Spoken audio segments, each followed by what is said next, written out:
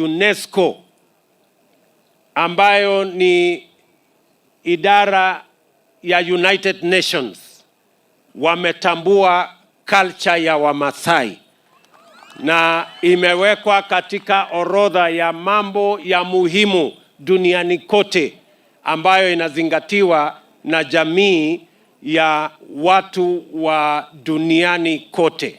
So we are celebrating a special place that UNESCO has identified certain aspects of the Maasai culture. And as my minister has said, the Enkibata as an induction of boys leading into initiation. UNESCO has also identified Eunoto, which you know is the shaving of the Moran as they pave way to be adults.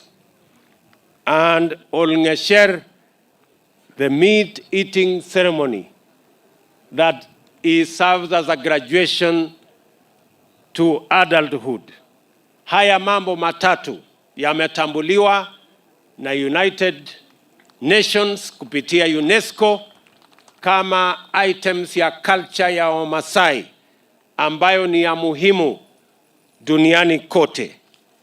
Vile vile nichukue nafasi hii kupongeza UNESCO kwa kutambua culture ya Wamasai, na ndio wanasema these 3 items of the Maasai culture will be inscribed on UNESCO list of intangible cultural heritage and in the need to the safeguarding and transmission of these cultural items to the next generation. Kwa hivyo vijana mlioko hapa mnajua ya kwamba this culture will move from one generation to another.